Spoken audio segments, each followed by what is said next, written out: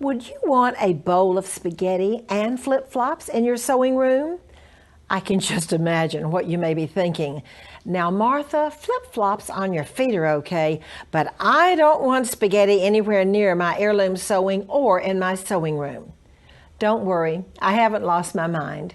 By the end of our time together, you'll have an entirely different opinion about flip-flops, spaghetti, and heirloom sewing. Plus, we're going to spend a little time playing with dolls as I share with you how to create a magical doll dress. We're going to have fun today, so let's get started. Welcome to my sewing room.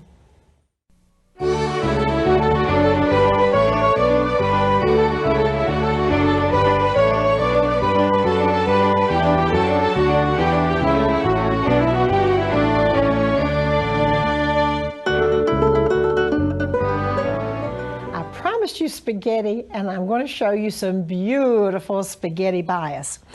This elegant white blouse, linen blouse, actually handkerchief linen blouse, has this very narrow, beautiful bias binding, which don't ask me why it's called spaghetti binding, it just is spaghetti bias. And it's shaped on this beautiful cotton English netting with some real pretty machine embroidered, just little tiny daisies. Coming down on the blouse, it's absolutely beautiful to wear with the belt or not with the belt, but an absolutely elegant. Let me just turn it over just a minute so you can see that the back is just as pretty as the front. This yoke goes all the way around with the spaghetti bias. That's really a very easy technique to do. Now let me share with you, let me move my template here. We start with an organza base because cotton netting is really a little bit flimsy. And so we start with an organza base, cut the same size as the inset, the round yoke, but when I get ready to work with it, I'm going to need to come and bring the raw edges together and stitch them together, so I'll work with two pieces right on top of each other. Now I'm going to put this on a piece of white paper so you can really see it. But this is a press away stabilizer, and you know what, it's clear and you can see through it and it presses away.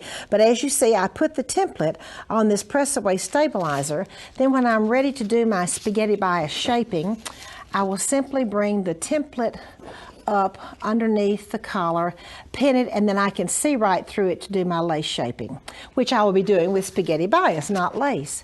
Now you can have a bias maker, you cut a bias strip. A real trick here is to cut a point, an angle, so it goes through here easily, pull it through and press it. This is one way of making a spaghetti bias, and then you're all ready to go.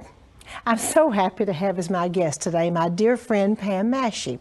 Pam is Ambassador of Education for Baby Lock USA. Pam, welcome to the show. Thanks, Martha. Thanks again for having us.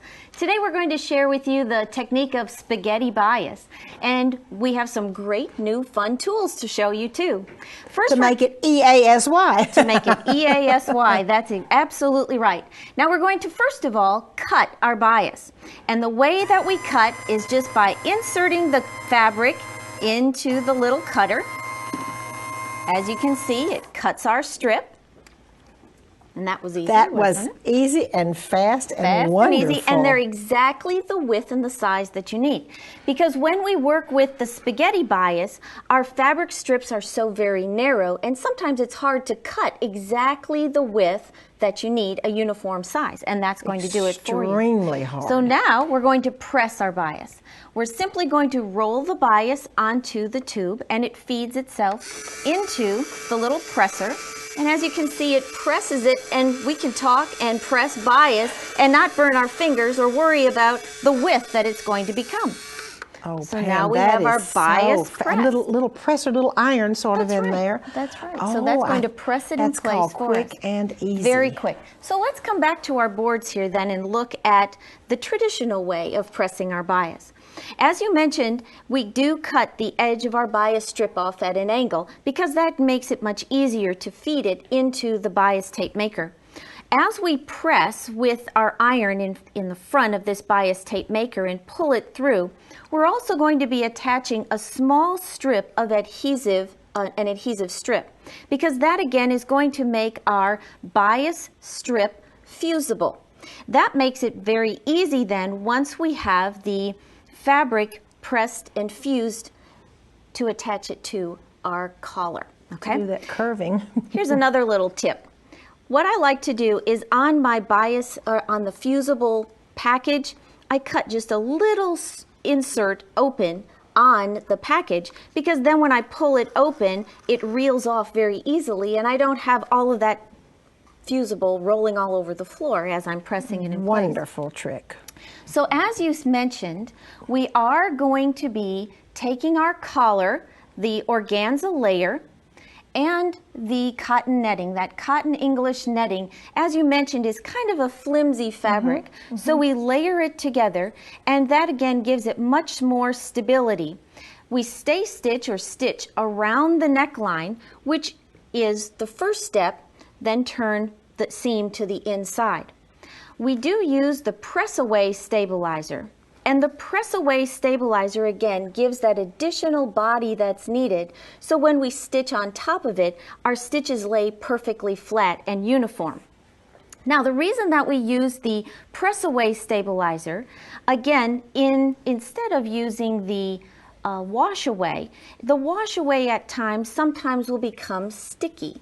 And when we use heat away stabilizer, the heat away product, once we press it, will completely dissolve from behind our stitches. It's absolutely a wonderful product.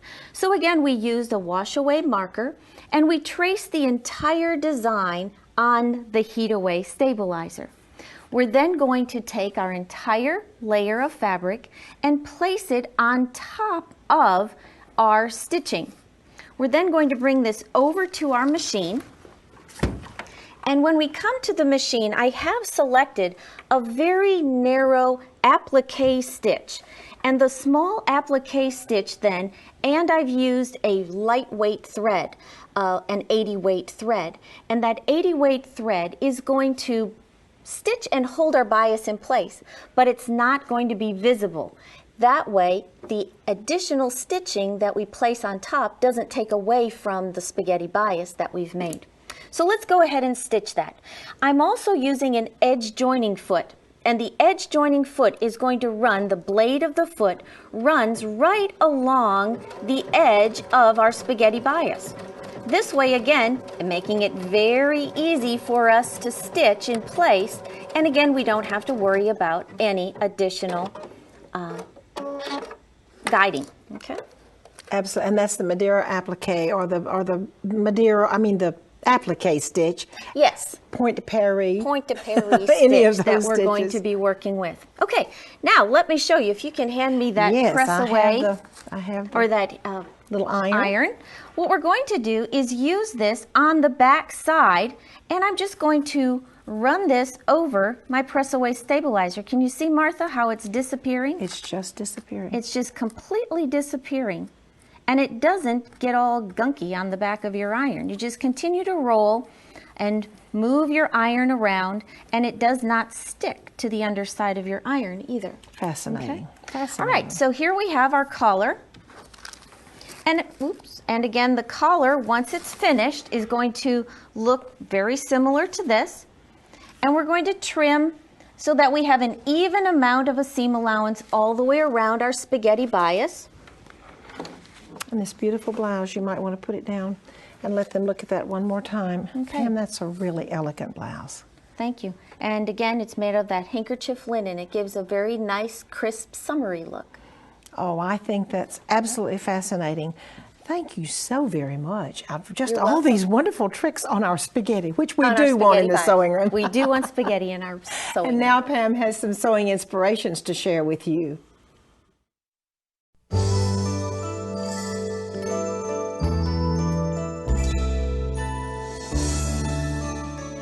Pam, this is one of the most beautiful little christening dresses. Did you say that you had seen this, that Wendy Shane had taught this at the school, and Yes. you'd always wanted to make it, and I think you said it was a stress reliever, right? It was. And a friend of mine said, well, you must have been under some stress if that was the stress reliever project. But you see, for us, That's sewing right. is a stress Sewing is reliever our stress project. reliever. Oh, this is a wonderful blouse. And I think you said that there's some special techniques on machine embroidery on really, really fine fabrics. Right, Martha. When you're working on very fine fabrics, it is important for us to either select designs that are very lightweight in thread count or density, and also to be able to have the ability to reduce the density in those designs, and making sure that we work with a lightweight design so that it doesn't overpower the fabric that we're working with. Make it become one with the fabric. Such a cute blouse. This is one of the most fabulous evening gowns I have ever seen. Short evening gown. Isn't it beautiful? Oh, and my goodness. And we have a purse to go with it, too. There's a little purse that goes with it. So let me move that, and so we can see this fabulous gown. And by the way, this is all machine embroidered. Yes, the entire top is made with lace. And it's very machine embroidered lace. The same type of lace that we have down here at the bottom of the dress. As you can see, they're little diamonds, and these same diamonds are then used here at the top, and they're stitched together to create the bodice piece. And let's look one more time at just the white on, the ecru on ecru, machine embroidered designs going down once again. And again, making sure that your design is not real dense when you're stitching on. And then look at the black petticoat that is below that. This is truly a masterpiece. And then this adorable garment bag, Pam. And here we combine several different types of techniques where we have the twin needle serpentine stitching, and sometimes it's we don't always utilize a number of our decorative stitches. So here's a great opportunity for you to utilize some decorative stitches, incorporate some trims that you might have, and then lace shaping and machine embroidery. Monogram, and I love the way you have done machine embroidery on fabric and then use that fabric to cover your buttons. Oh, these are beautiful things. Pam, thank you so much. And now Pam has a So Quick, So Easy project for you.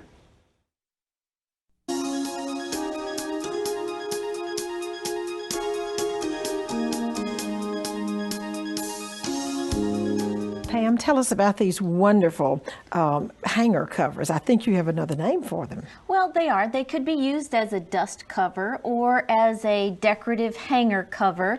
Look at this. Years ago, they used to take these hanger covers and place them on top of garments to keep dust and things off of the garments as they would hang from season to season. I remember my mom and dad doing that in their Look at Happy Birthday, Olivia. And I thought, this would be kind of a fun thing to do for if you're giving a pretty little dress, or you're going to be going somewhere and not wrapping it all up because you've taken all that time to press it. And then this is another really sweet idea for the gift or the dust cover, to have a monogram on there, covering up the top of a really sweet little dress. Pam, show us how to do these. They look pretty easy. They're really easy, really easy. And you can make them for any size hanger, because here's what we're going to do. We're going to lay our hanger down, and you can use this as a template and just measure about 1 inch away all the way around the outside edge of your hanger. And then, as you can see, we've made them several different lengths depending upon how much fabric you have or the area you're going to be working with. So we trace around our hanger, leaving a 1 inch margin. On here, we've also selected a trim, because sometimes we have extra trims that are left over, and we can just simply trace it onto that trim and use this as the decorative bottom edge.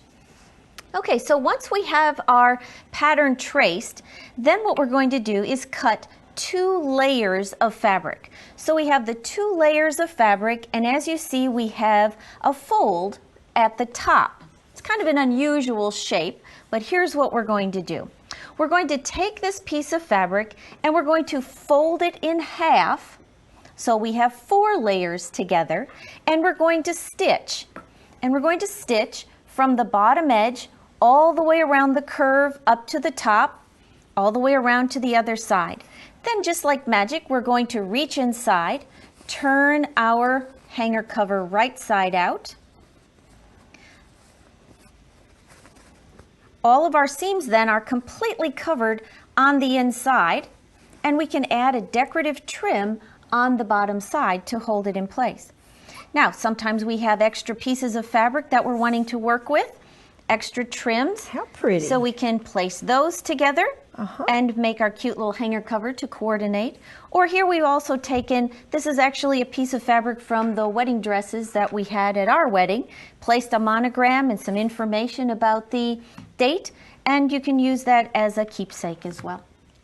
It would also be a nice bridesmaid's gift, wouldn't it? Absolutely. To have to cover the, I think that would be a lovely present. Pam, thank you so much. You're very welcome. welcome. Now I have some antique techniques to share with you.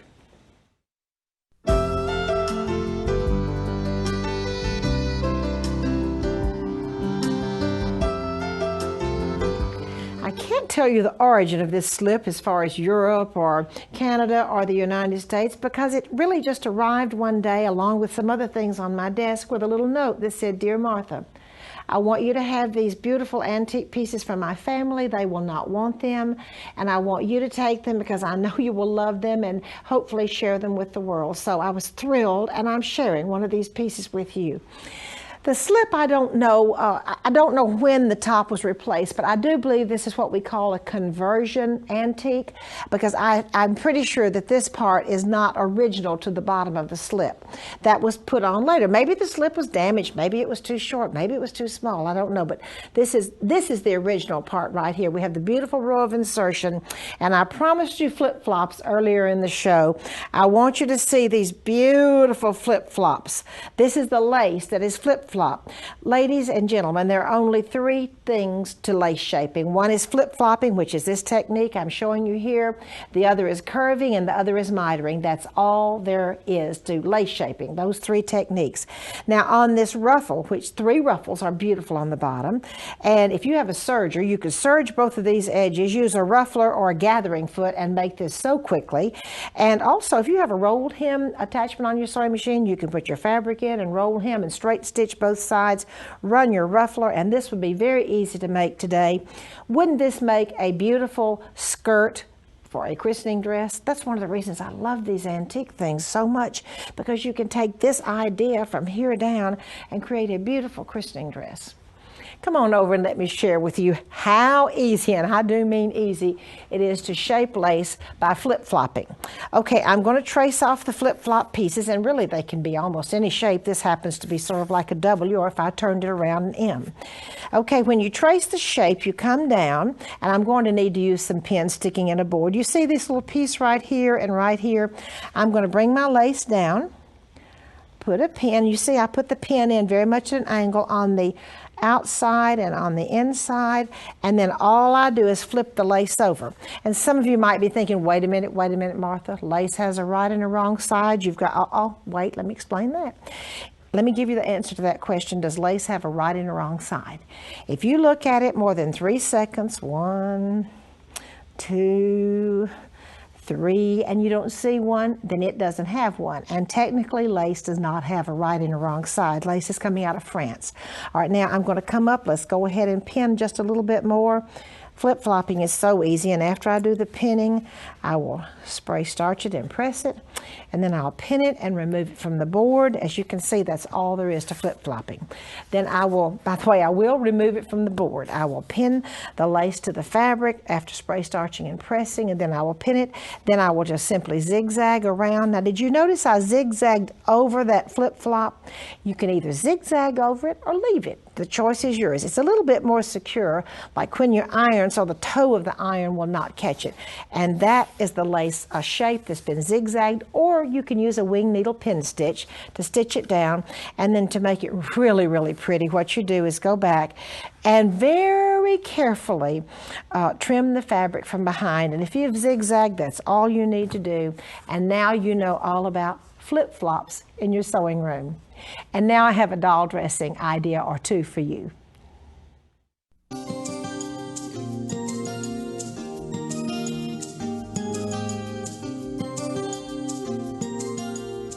This doll dress is adorable, and the technique is magic Madeira, and it's very easy, so you're going to love that.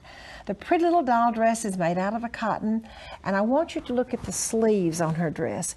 Do you see that these are Madeira sleeves, a little Madeira piece, a little white piece that's pin stitched? Now let's go down and look at her skirt, because I want to show you how to do this magic Madeira. If you'll come down and look at her beautiful skirt with the scallops on the top and a straight on the bottom. This is a very easy technique, one of my most beloved in all of heirloom sewing, and extremely fun to do because it is easy. Let me share with you the trick. You only need to draw, this is my skirt first, I'm going to show you how to do the sleeves. I'm going to need a piece, and this is the full length of the front of the skirt, and I'll need one for the back, this long piece. I fold it, find the center, and here's the first little trick. I only have to draw the scallops, again with the turnaround points. I have to have the perfection, and the turnaround points mean I'm able to do that. I only draw scallops on half of the skirt. I do not draw any scallops on the last half. Now, after the scallops are drawn, I'm going to use a wash-away basting thread. Wash-away basting thread in either the needle or in the bobbin or both. And then I'm going to stitch along those lines I drew. Stitch along those lines. Then the next step critically is to remove the wash-away basting thread from your sewing machine, and then we're going to come in and trim away underneath the scallops, leaving about 1/4 of an inch, maybe a hair less than that. I'm going to trim it very carefully, and the next step is going to be to clip the scallops a little bit. I'm going to need to clip most of them, including the points, but all along, and then I'm going to turn it right side out, and then I'm going to press very carefully. Now then, the first thing I'm going to do on pressing carefully is press it to be sure those points are in there. Really pretty. And now the next trick is to spritz it with water. I'm going to hold it up and squirt water right along that bottom point. Squirt the water, not too wet. Squirt it, and then I'm going to press till dry, press till dry, press till dry, or you will cry. And then I'm going to open it up. I have a wonderful, wonderful Madeira applique piece, and the rest of it is very easy. I put right sides to the skirt, stitch it down, flip it up, and now I'm going to do a pin stitch along the top because the bottom is already finished. I'm going to do a wing needle Madeira or pin stitch or point de Paris along the top, or else I can just use a big needle. I don't have to use a wing needle, and erase all the lines, and my Madeira skirt is finished. Now, if you want to do the sleeve, which we did on that little dress, you will do the same thing. Make your Madeira piece, flip it up, and do your Madeira stitching, your point de Paris, and at that time, then you cut out the sleeve. You get all of your work done before you cut the sleeve out. And now I'd like to share a piece from my vintage collection with you.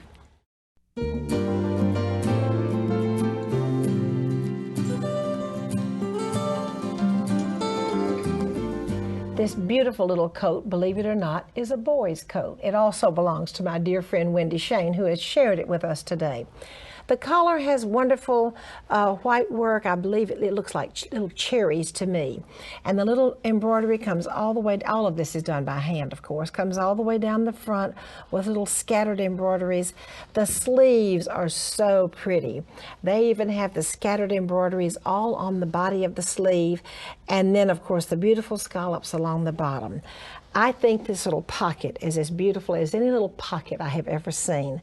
Look at the little scallops on the top of the pocket, and then of course it is stitched actually to the jacket with the other scallops. Then we come down to the bottom, and you know what, I just have to turn it around and let you see the back, which is just as pretty as the front. This has the little square collar, and then we come all the way down the back and see the little embroidery. For my Sewing from the Heart today, I have a letter from Carolyn. Carolyn writes, I am involved with a hospital group that supports parents whose infant has died before or right after birth. At the annual Walk to Remember in October, I hand out blank muslin 12 by 12 squares to the parents, siblings, and grandparents to embellish in memory of their child or children. The squares are returned to me, and I assemble these squares into a quilt, which is used at the annual worldwide lighting of the candle ceremony in December and other events during the year. The 2 quilts already completed now are housed at our local hospice office. Carolyn, this is such an incredible ministry you have to let these parents, siblings, and grandparents know that you are remembering their child in another way. And this beautiful quilt, and also hospice, is such an incredible organization. Thank you, Carolyn, for the work you're doing. Thank you for joining me in my sewing room today. I'd like to invite you to come back next time.